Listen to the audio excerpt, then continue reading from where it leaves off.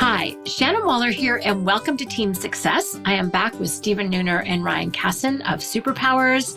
And I love this because this is our podcast number 4 in our special executive assistant series about how to really make this a win, how you can be successful in setting this up. So last time we talked a lot about mindset and preparation and how to think about it, who you need to be, all the things. And the fact that it's an investment that the ratio is at least 100 to 1 in terms of candidates that you would look at to actually get the one that is actually going to be a right fit. So my first thought is, let's have someone else do that, shall we? Because that's a lot of work and that's your area of expertise. But now, assuming that you have a great who, a great someone, then what? And that's really what we're going to dive into today in Crawl, Walk, Run, the first 90 days. And I'm excited because, and you mentioned this last time, Stephen, or maybe it was you, Ryan, sorry, I don't remember, where it's like, where does the quick start meet the need for immediate gratification? But in fact, it does take some time. And how can you really, I'm going to say pace yourself, but pace your expectations is probably the accurate way to put it. And then how do you set it up for success? Because how you start is kind of how things tend to continue. And I think it's really important to do it wisely. So how do you guys want to kick this off? Where should we start with this crawl, walk, run conversation? Absolutely. Well, excited to talk about it. The first 90 days, probably in any relationship, is where you get the confidence, you get the feeling that things are on track. You begin to get the shimmers of view of what the future holds if the role continues to develop.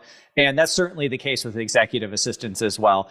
And the biggest thing we have seen is that entrepreneurs are willing to put the time in. They will look at things through a 90-day lens and say, I understand that this quarter is building the relationship for great things to come, but they still want to know that they're on track. They want to know at the 30, 60, and 90-day mark that the relationship is growing in the ways that we would expect it to for good things to happen.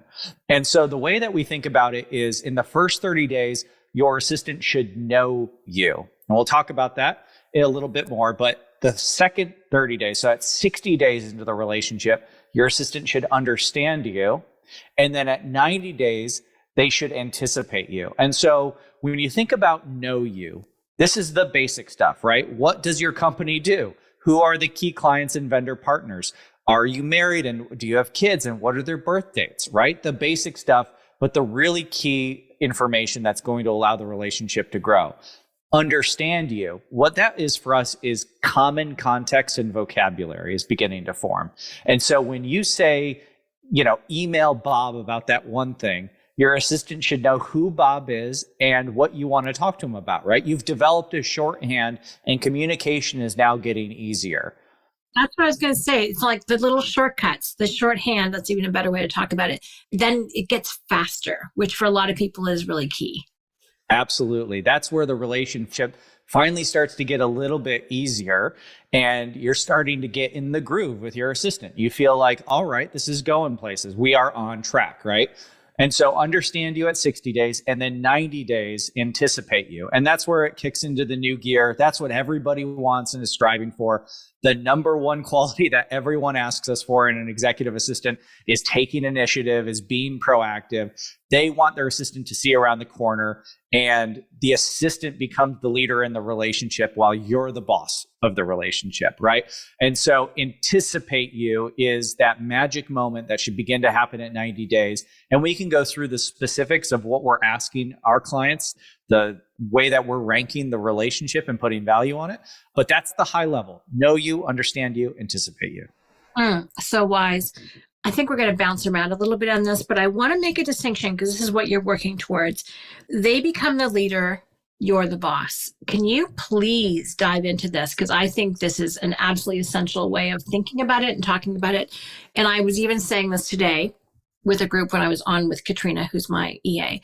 And it's like, who do you think manages who? I'm not managing Katrina. Are you kidding me? That would be stupid and ridiculous. She's managing me. Now, technically, yes, I'm the boss, but she's the leader of my day-to-day activities and my life, my relationships, all the things. So is that what you're talking about? Or how do you guys talk about it? Because I think this is such a key distinction and it's lovely when it happens. And this is something to aspire to. Who's the more organized between you two? Who's the more detail oriented? Who understands where you want to be and how you're spending your time and all of the demands placed on you and your time and all the things that you need to get done? Your assistant is the person who understands these things. Your assistant is the person who's keeping track of all of these things. Of course, they're going to be the person who leads in the relationship, who helps you understand the big picture, helps you get a clearer view of the field so you can make the right decisions and set the right priorities. So your assistant is the leader and you're the boss. Oh my God. Right. And even if they're good, like even if you truly are in command of those things, sometimes it's hard to read the label when you're inside the jar. And so the assistant sits outside and has the broader visibility of all the things. That perspective. That is so great. And even if someone, and I'm thinking about Colby profiles now, which measures how you strive and how you problem solve.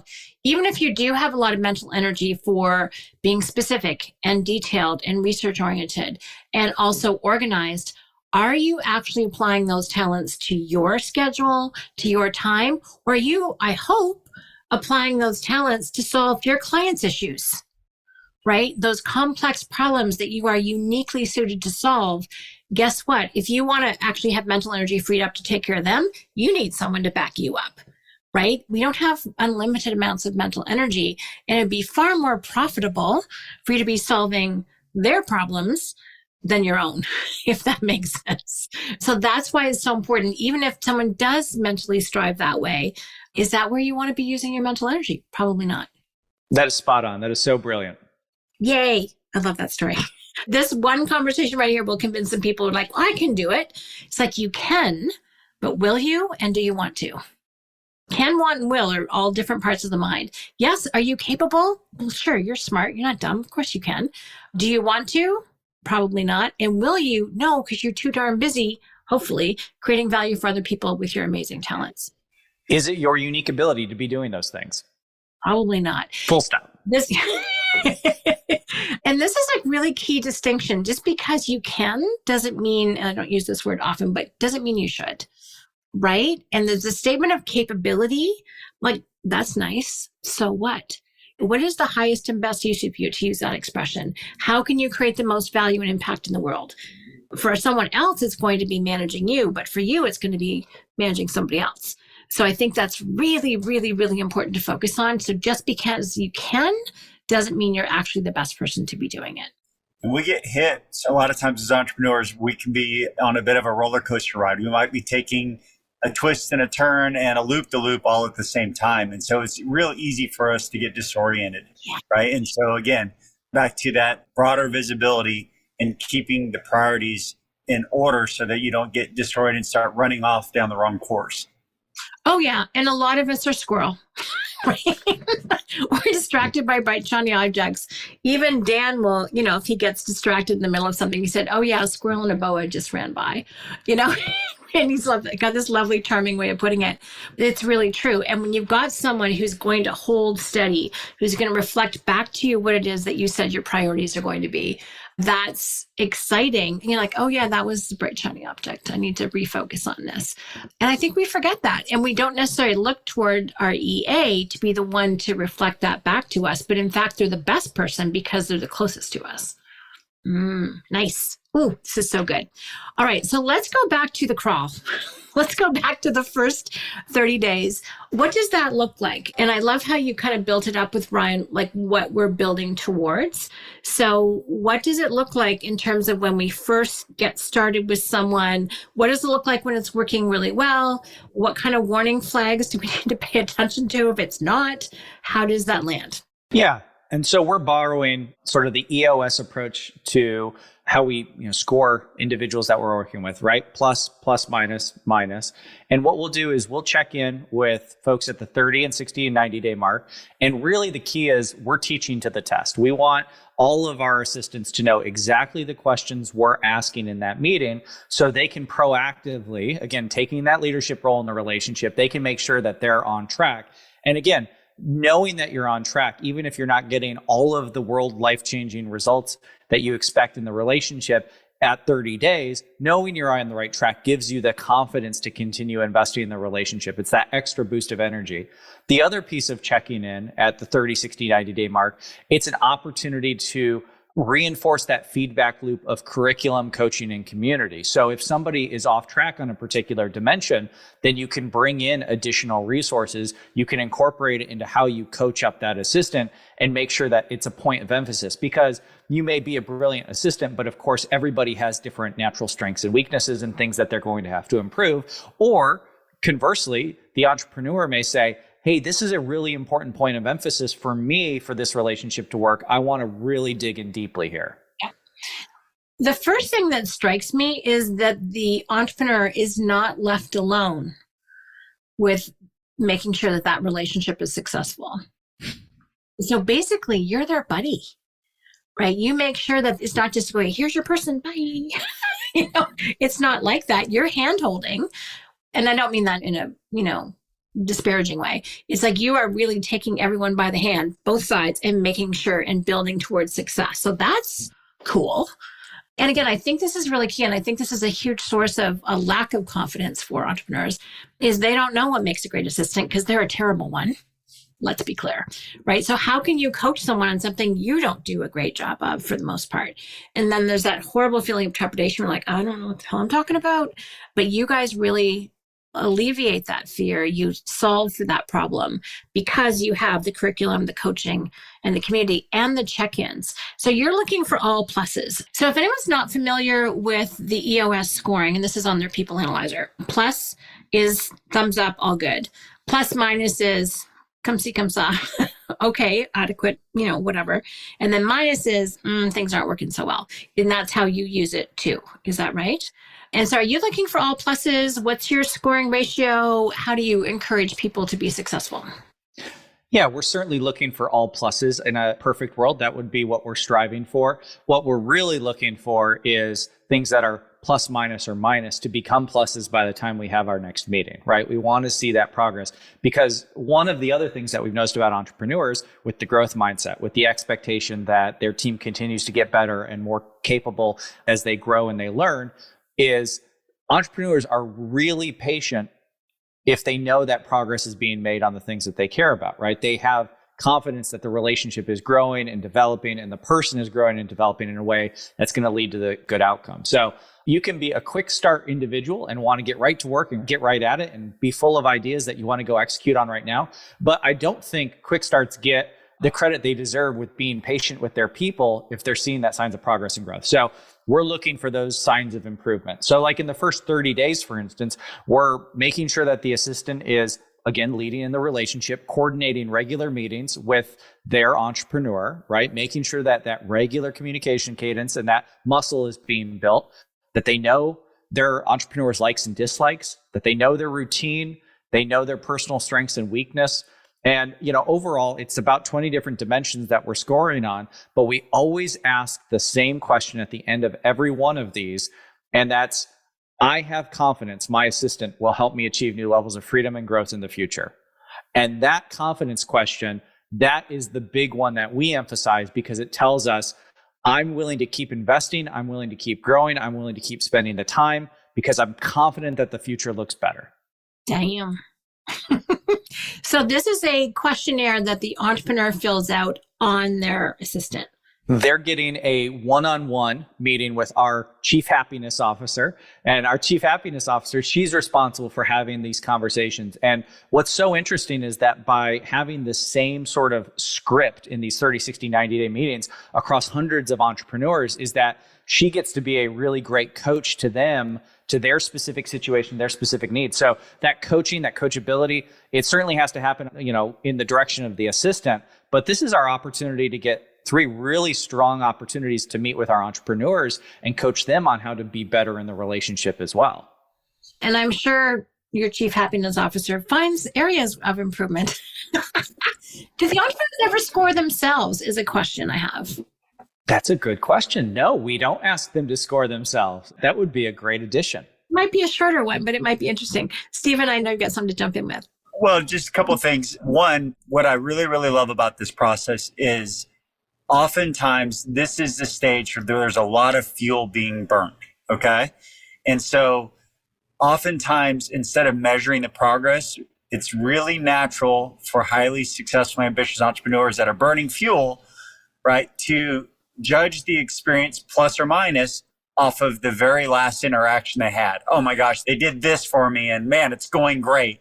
And so there's real missed opportunities for coaching and improvement for the assistant, right, or in that teamwork. Mm-hmm. The converse can also be true. They can actually be making a lot of progress. They had one thing that maybe didn't go well. And because of that most recent experience, right, then it's just like Gap City, this isn't going well and everything else, right? And so this is just adaptation for us to really try to center and give really constructive feedback.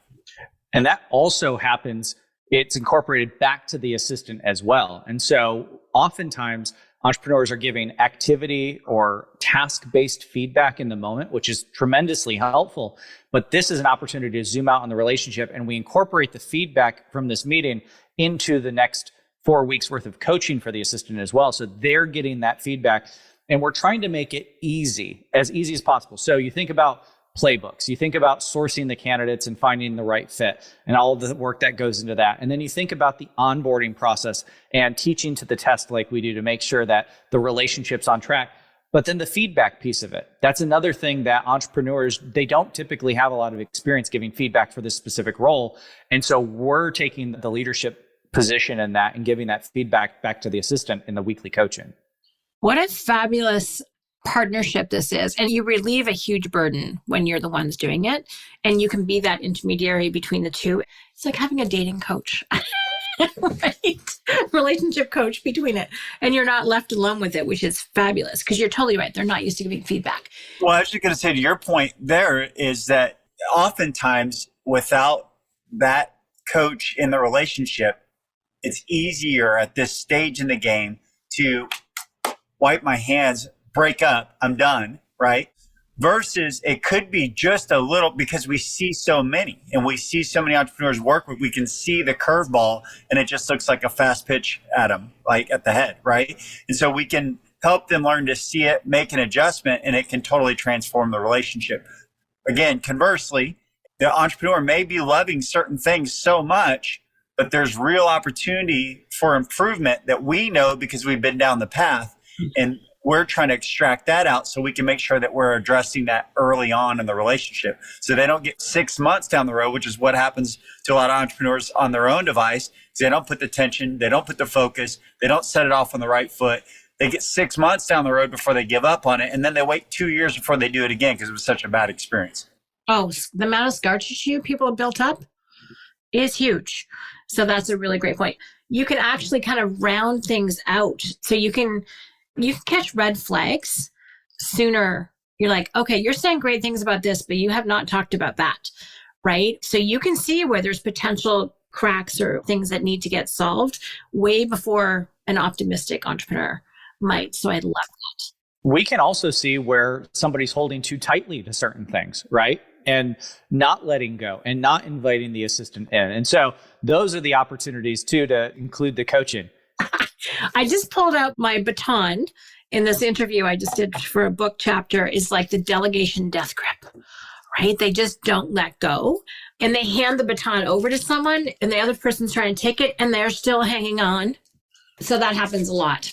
It's very fun demonstrating that because I literally have someone on a rolly chair in the workshop room and I'll pass them and I'm like, don't let go. And I pull and I pull and I pull and the chair starts coming across the room. And it's such a fun, sticky model because people go, oh yeah, that's me. Yeah. Around a few activities, right? It's not everything. It could be open mail.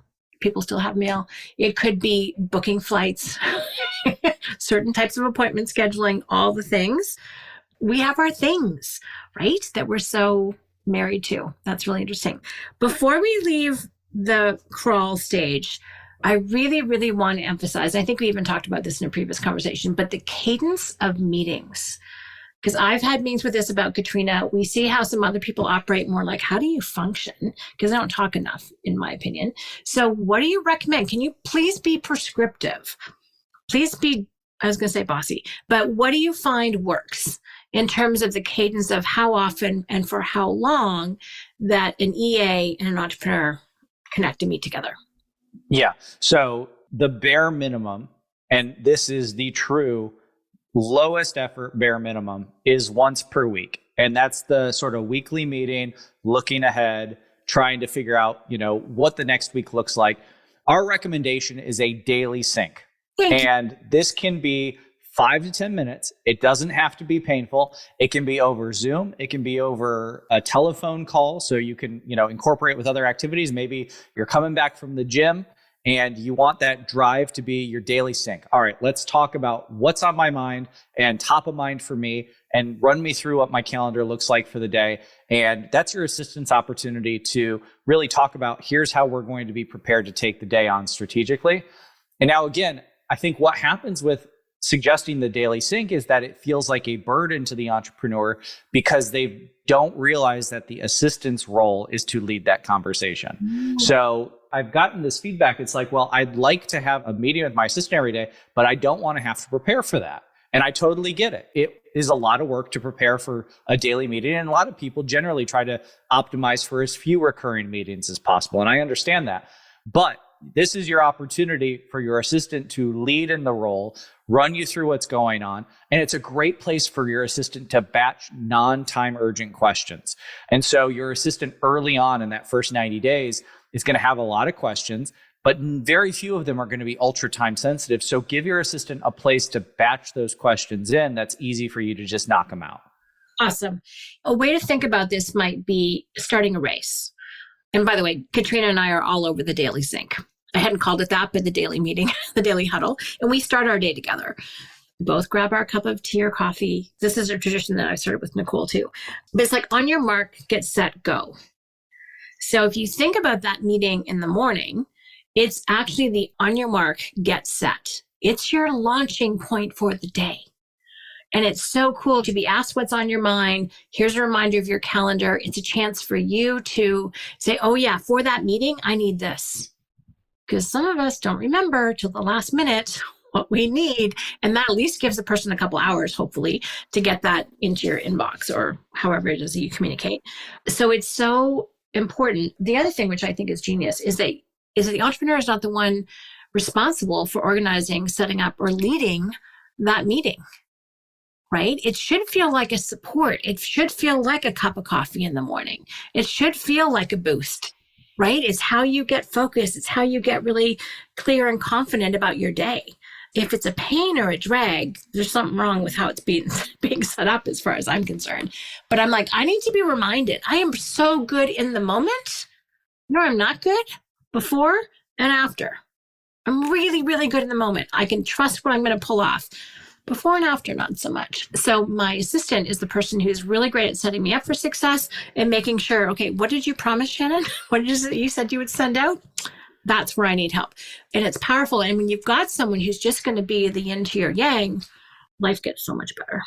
And when you're looking at the daily sync, I think the through line I would say when folks get this relationship wrong is that it's very, very small task oriented, and it adds up to, it's supposed to be a great life-changing relationship. And so it's really easy in that daily sync to be like, okay, well, what do we got on the agenda for today? And what to-dos do we have to get done and everything else?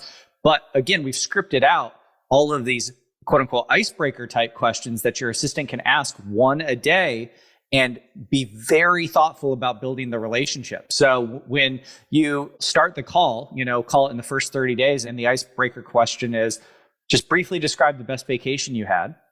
That's a great opportunity to build connection and relationship, but it's also strategic because your assistant is listening for details like, did you visit family in Oklahoma or did you go to Paris, France for a week? Did you go travel first class, or what was special about that experience is what we're looking for. African safari. Exactly. Were you gone for 3 days because that's what you like, for your free days right now? That's the highest number of free days you could tolerate. Or did you, go for 2 weeks? And what happened when you were gone for 2 weeks? How was that, right? So there are these intentional icebreaker questions that we're asking that are really easy to answer, build the relationship, build the camaraderie in the relationship and all of that, but they have strategic purpose so that assistant can do better in their role. Mm-hmm. And I find that oftentimes where people struggle is like they can go super relational and then burn through 30 days of just purely relationship building, or they can go super hard at just like, you're here, we're going to just get to work, right? And it's a wonderful blend that purpose is just a wonderful way to ignite potential, because each one of those conversations is essentially helping that assistant build a profile for the entrepreneur that allows them to make decisions in the future for them. Mm-hmm. So I love the intentionality around those questions. I love it. And I think you're right. There does need to be a balance with the relationship and the doing, right? Like the feeling and the doing side. And some of us, like, Katrina is very much relationship focused. I'm both. I have 2 relationship strengths out of my top 5, but I'm also very task oriented. So there's almost a conscious shift of gears in our conversations where it's like, we do our positive focus and how are you and what's going on? And then we're like, okay, what do we got to get done today? And it's almost a shifting of gears, but it's so critical. But I love you're getting to know one another. I mean, some of us naturally do that, but it can be awkward at the beginning of a relationship. So really strategic. I love that story. Oh my gosh, there's so many good things that you guys, by the way, there's a ton of stuff we're not covering because I have a long list, but that's for someone who wants to get involved with you guys. So let's talk about the walk. Let's talk about understanding you, which is 30 to 60 days. So any minuses or plus minuses have been converted to pluses. We're keeping going. We're flagged anything that needs some TLC. So the understanding you is really interesting. What does the second 30 days look like?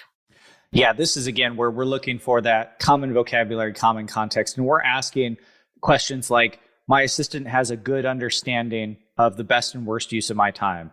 My assistant understands my communication style and needs. My assistant knows which projects drain and energize me.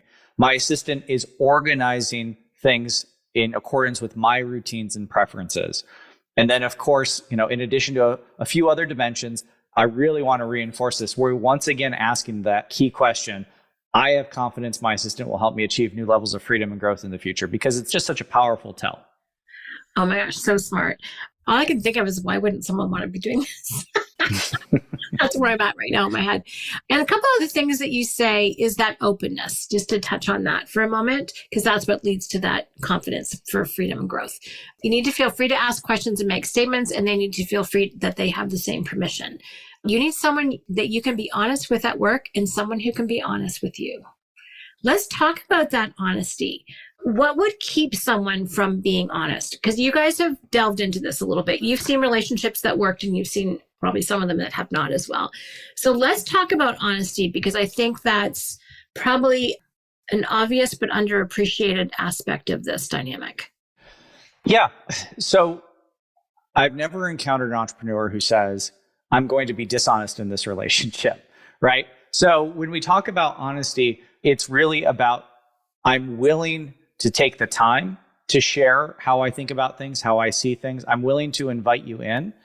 And then it's also the willingness to be transparent. It's the willingness to share the things that might be uncomfortable. I think one of the things that folks struggle with is giving that feedback early on and making sure that they're giving an honest assessment of the work. And I think to the extent that dishonesty enters the relationship at all, that's the biggest area where we see it, is they accept good enough when, with just a little bit of feedback and a little bit of time, they could have helped their assistant understand what great looks like. Oh, that's so good. Stephen? I think of the stages, to me, this is one of the most dangerous, right? Because the assistant now is reaching a level where they know, they're starting to understand. There's real opportunities for them to even start to mirror little pieces of anticipation. And so entrepreneurs will tend to dump more here without having like the confidence increases. And sometimes they're trying to delegation or dump too early, right? Mm-hmm. And so that can create complication because there's time that needs to be given to working through that process. The other thing that I think is dangerous here is their entrepreneur starts to get a little bit of relief. Oh my God, I'm not in my emails. Oh my God, I got finally had a free day. They're starting to have these real things, but there can still be underlying issues that need to be just strengthened. Components of the maybe not issues, but just things that need to be strengthened in the relationship. But they're now afraid to give that honest, candid feedback because they're afraid they're going to run off or lose the life-saving oxygen breath that they finally got a grasp of. I mean, the beginning is kind of the new blushes on the relationship and we're all happy and, honeymoon phase of something. And then probably the run phase, you're like, okay, they're anticipating this is great. This is probably the most dangerous, the trickiest to get through. Because, if I think about me, I can either jump ahead. It's like, oh, the first 30 days were great. Bam, we're ready to go. So I'm like running a million miles an hour and they're like, what's happening? Right. Or someone else, I can imagine this 30 days is so key, and to have patience and to take a breath and to not go too crazy, not too slow, not too fast, to make sure that this actually works. That's fascinating. Ryan, what's your experience with this, with the walking stage of the journey? Yeah, I would agree with Stephen. I mean, I think he was exactly right. This is, for me, this is one of those stages where you're trapped between, all right, my assistant knows enough and has enough access and familiarity with me that things are beginning to move forward. I'm seeing the traction, the excitement that comes from it. And I want to jump right to anticipate. And I start to have really, really high expectations because I'm beginning to feel what anticipate looks like. I'm seeing around the corner. I'm excited for the relationship to continue to grow. And I get really impatient with the relationship because that's what I want right now. And so this is probably where we have to have the most expectations reset conversations is, okay, look, you just started 2 months ago. You're making incredible progress. Everything is on track here, and being reminded, okay, we're doing the thing that we need to be doing right now because it's going to lead to where I ultimately want the relationship to get. Yes. Like it's getting good, but they want it to be like great. And some people, I imagine, can even get stuck at good enough. And they actually don't want to risk all the good stuff they've had. Like what you were saying, Stephen. You're like, I don't know if I really want to say this because it could mess up all the benefits I've already got. I can also see that happening too. Don't settle. That's the most important thing in the first 90 days. Don't settle. I love that story. And we do a lot of coaching around that too. I mean, sometimes we're the intervention team for that, for some of the entrepreneurs. Mm-hmm. Don't settle for good enough. The other thing that can happen here with that expectation is, oh my gosh, they're so capable. Like, so now I'm going to turn them into all these things that are not an assistant. And then, if we're not careful, then you start, throwing them out of their unique ability, what they're actually hired to do and some of those other things. So we've got some, pitfalls in a future one and how to avoid them and some techniques to get what you want out of the relationship. But I just think this is also one of those phases you could start to try to lump in new things before the relationship's ready for it. Don't give them a different job. I'm laughing my rear end off because I can totally see that happening. I've seen it happen. Occasionally I've been tempted. You're like, oh, well, if you're so good at this and you'd be great over here. And of course they've got a pain point there, right? So like, oh yeah, could you be the marketing assistant too? Or this is another thing I've had happen. I don't know if you guys have this because of how your structure is, but I've seen it's like, oh my gosh, I'm feeling better and looked after, but Joe or Joanne over there, they're really struggling. Do you think you could go help them for a little bit because they're drowning? 100%. And then you've just given away this massive asset that you've been, and the person's per person has been working towards supporting you, and then you just gave them away. Yes. And this happens way too much. There's two reasons. And I think more often than not, it's what you described, which is this is a high-performing individual. They've done amazing work for me. Just think what they're going to do for everybody else on the team. It's going to be incredible. You load up all of your hopes, dreams, and wishes into them. The second thing I see, we don't have to talk too much about it, but I do want to just bring attention to it, and it's guilt. I have an asset on my team that nobody else has supporting them, and I feel I have to give this person away to them because if I don't, I'm going to be judged for having an assistant. And so that is one of the things that we run into. Oh my gosh, you nailed it. Guilt is huge. Okay, so I don't want to leave this alone because I think this is super important. How can we disabuse people of the word guilt? I was not raised with guilt. It was a 4-letter word in my house. I could get away with swearing more easily than I could get away with guilt. Don't ask me why, but that's my mother for you. Shannon Waller, praise be to you. But how can we let people know that it's totally fine to be supported, that it's appropriate, that it actually is forwarding the business if they are supported? How do we shift people's mindsets and get rid of that? Because guilt is blaming yourself. Like there's blaming other people. And when you blame yourself, that's guilt. That's a definition.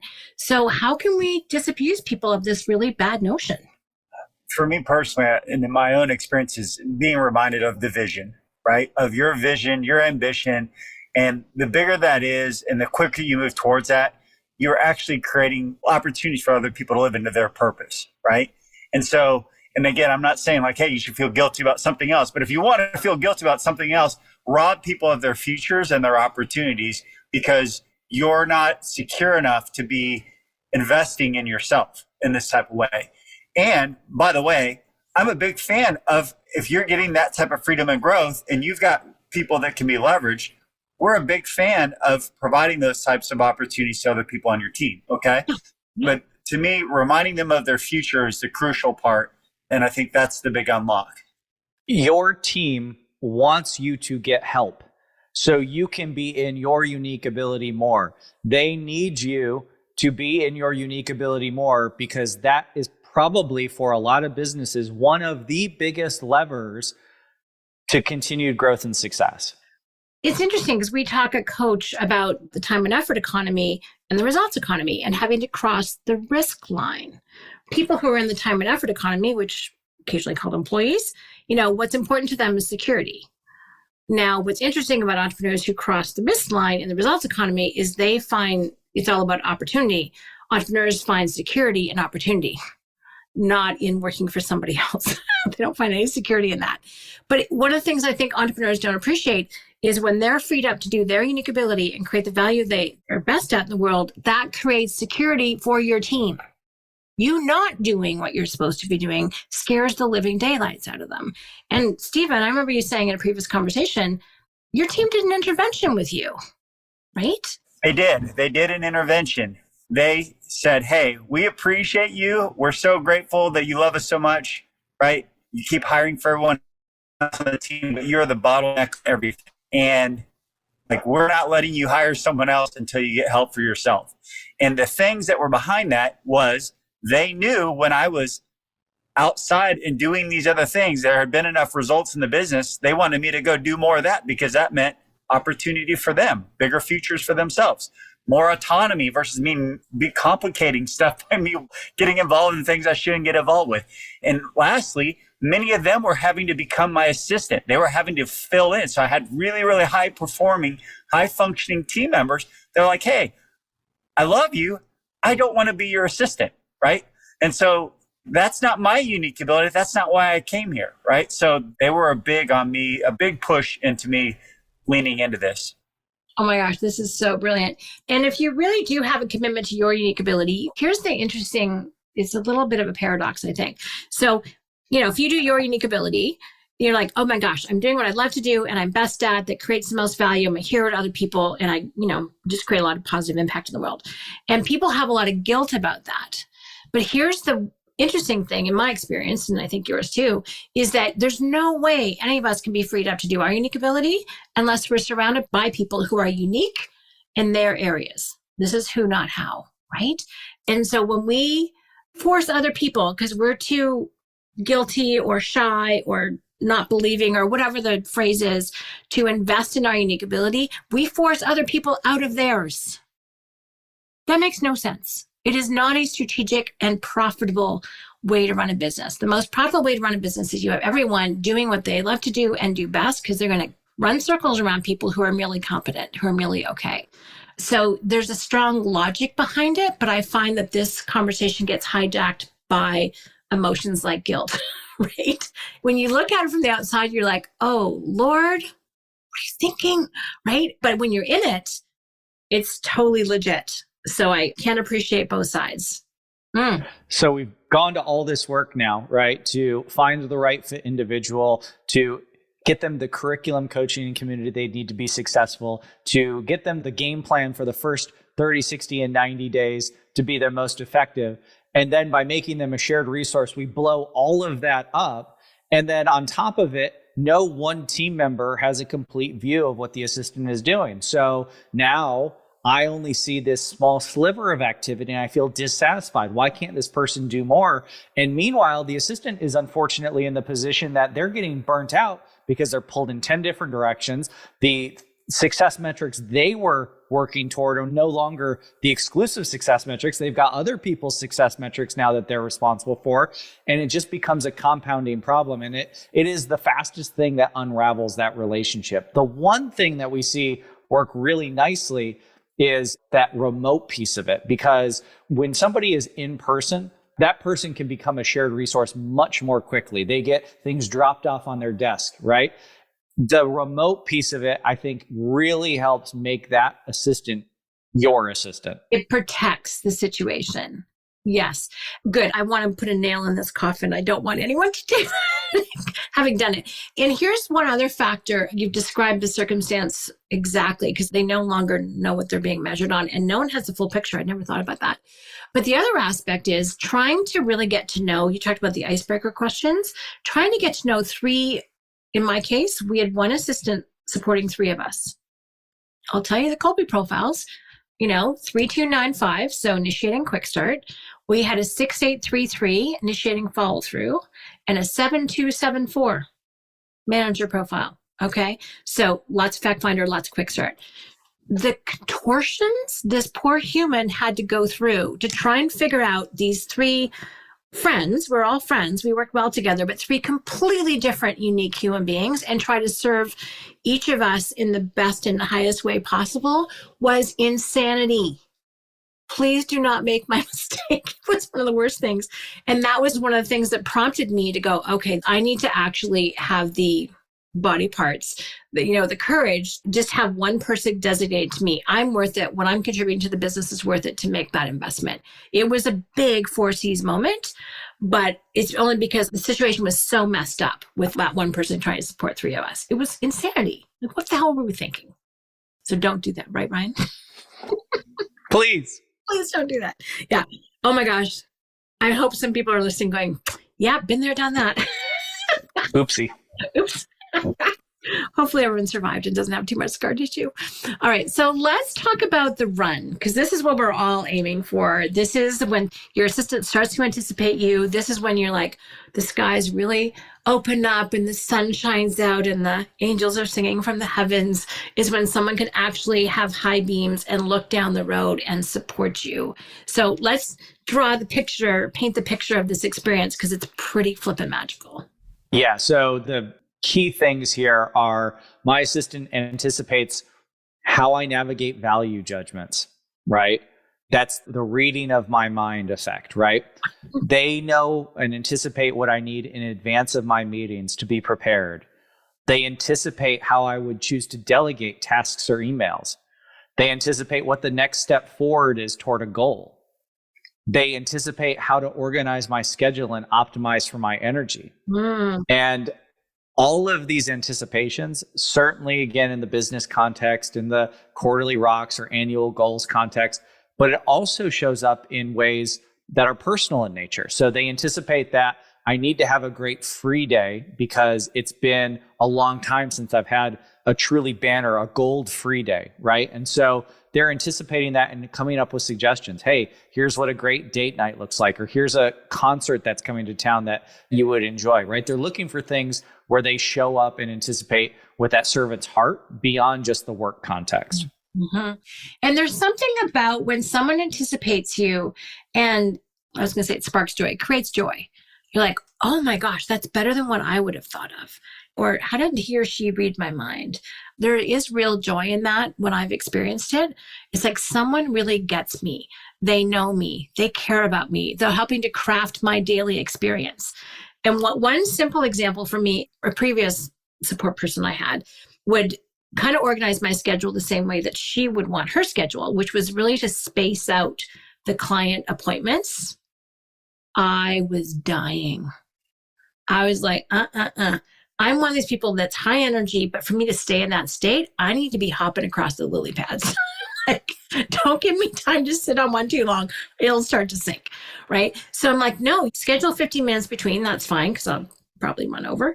But it's like, let's keep the pace high, because that's how I function. And we didn't have enough connection meetings. I'm not saying it was this person's fault, but we didn't get each other enough right? And this is what happens if you don't have enough connection meetings, back to my question that I asked you guys, because then someone doesn't get a chance to know you. If someone doesn't know you well enough, they'll schedule it the way they would handle it, which I guarantee, because you're going to have different approaches, Colby and Clifton Strengths and all the other ways, is not going to be your way, right? Your schedule might be hell for them and vice versa. That's okay. Their job is to anticipate you and make it work for you. And then your job is to let them alone to go do that, right? I've experienced this, so I understand just how important it is. Yes, right. And the through line there is a lack of communication. That's the biggest risk factor. The settling and all of that, the through line is lack of communication in the first 90 days. So you need to actually take the time to have that meta conversation of sharing how you think through things, your reasoning process, what factors you're considering when you're making a decision. Until you share your mind, your assistant can't read your mind. So it's not a heavy lift. The why can be delivered in a minute or less. And it's a great thing to incorporate into the daily sync. Hey, that thing yesterday that we, had to hit pause on, I want to talk about that. Here's how I approach that. Here's how I think about that. Or that email I had to rewrite. Here's the why behind it. This is a high value client that I've had a relationship with for the last 10 years. And so I communicate with this particular person differently. It's so important not to be afraid to have those communications moments early and often. I want to add to this, and it's not explaining or justifying yourself, because a few of us are allergic to that. It's actually sharing. And if you do this well with this relationship, it's going to make you so much better at working with the rest of your team as well, right? It's really setting context. That's a huge strength of Dan Sullivan's, but you're setting context. Here's why I changed it. Here's how this needs to be. Here's why I'm thinking this way. And sometimes people will add different context. They're like, okay, well, here's where I was coming from. I'm like, oh, that might be a good thing to incorporate, right? But when you're sharing the context, which is the why, then people can get on the same page with you. To your point, they can read your mind.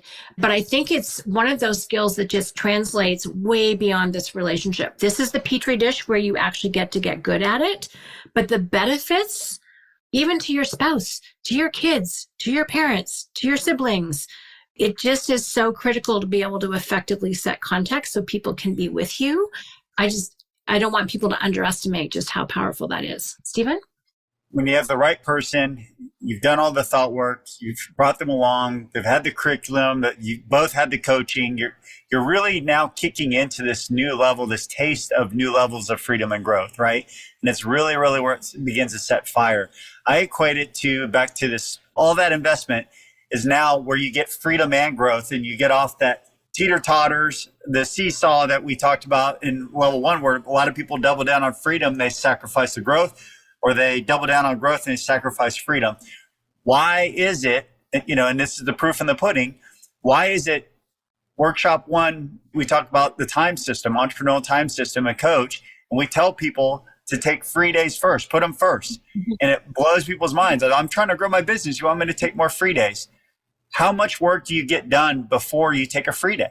You're insanely productive, right? There's so much wasted time. But so when people are anticipating you, teeing you up, keeping you in that flow, whatever that flow looks like for you, that's where you can get new levels of freedom and growth. Yes, I could not agree more. And there's freedom from all the stuff you don't like doing, but then you get freedom to do all the things that you haven't been able to get to because you've been so mired in those activities that you just don't love and take enormous amount of mental energy and subtracts from all the stuff you want to be doing. So then you get freedom to do all the fun stuff. And the fun stuff is going to be growth. Hopefully it's going to be some free days.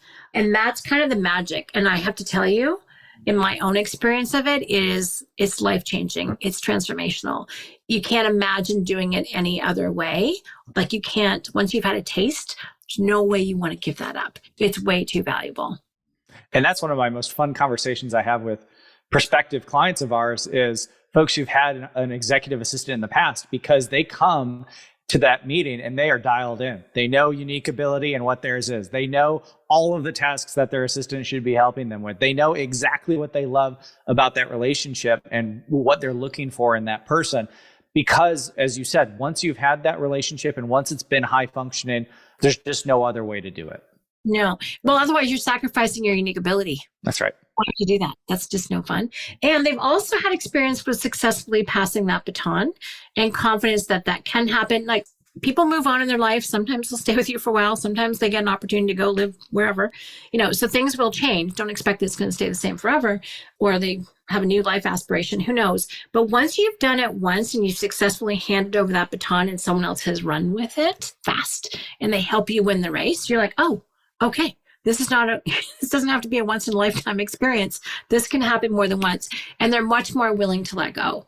And they also know what gives them energy, what doesn't, and much more upfront and straightforward.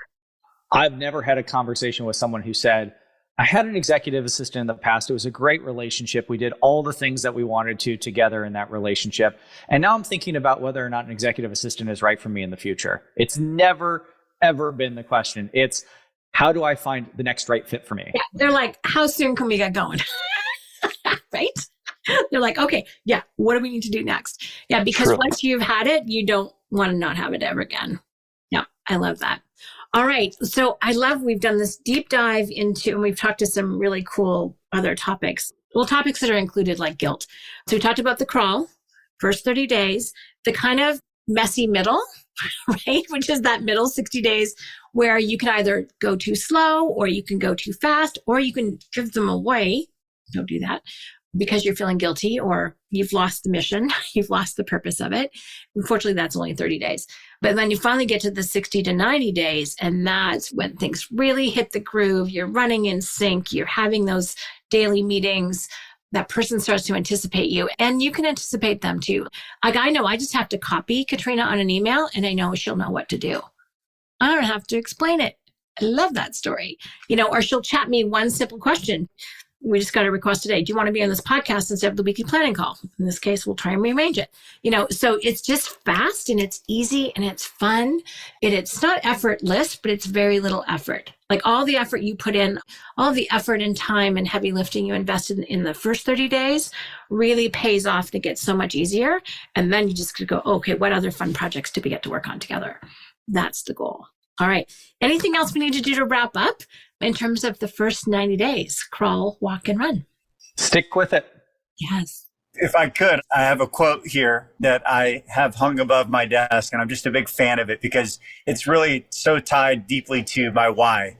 How do we get new levels of freedom and growth for people? Because I don't want people to 10x just their business. I want them to 10x their lives. And so here's the quote.